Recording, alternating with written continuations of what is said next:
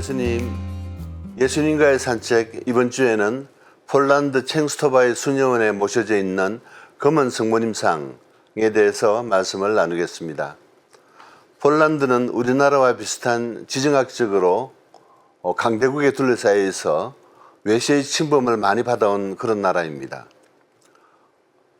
어려움에 처할 때마다 폴란드 국민은 이 성모상 앞에서 기도하면서 해결 방안을 찾았고 또 위로를 받으며 모든 시련을 극복해 나갔으므로 그들에게는 매우 소중한 성모상이 되겠습니다.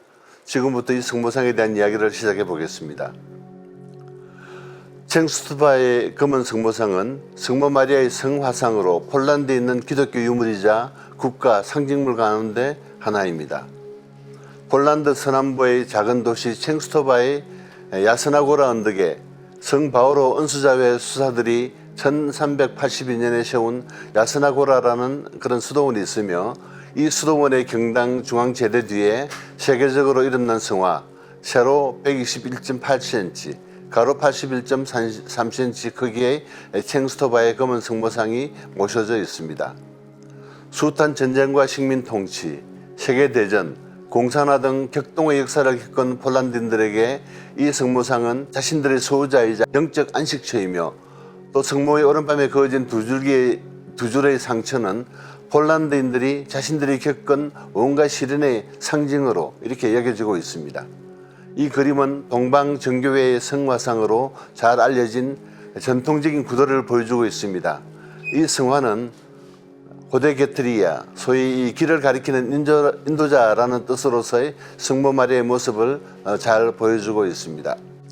백합 문장이 있는 겉옷을 입은 마리아는 오른손으로 아기 예수를 가리키는 손짓을 함으로써 자신을 향한 시선을 돌려 아기 예수를 주목하도록 하고 있습니다. 마리아의 품에 안긴 아기 예수는 왼손으로 복음서를 들고 있고 오른손은 앞을 향해 쭉 뻗어 축복을 내리는 자세를 취하고 있습니다.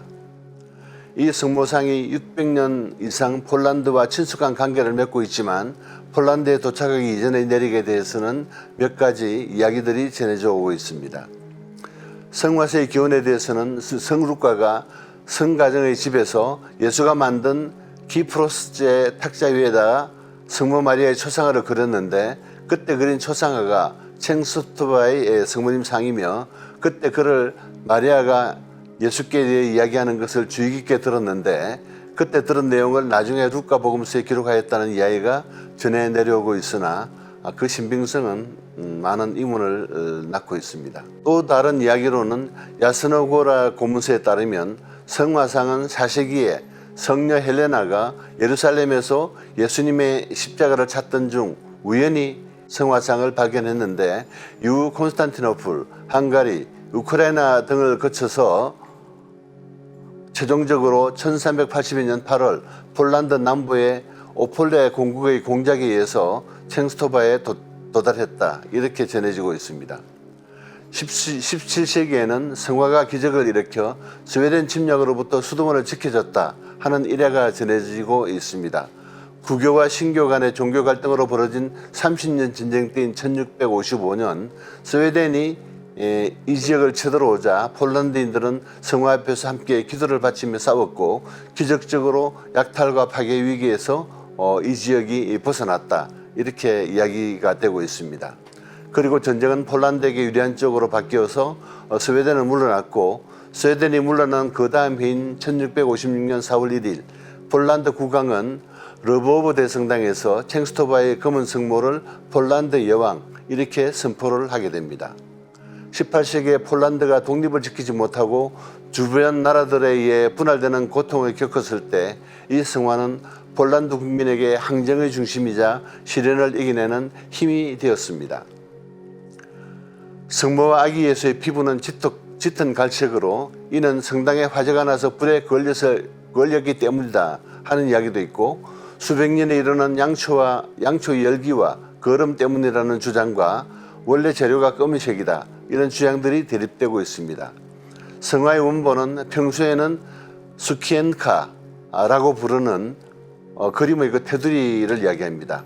옷 왕관 등으로 장식되어 1년 중에 단 한 번 부활 대축일 때만은 수키엔카 없이 일반에게 공개가 되고 있습니다.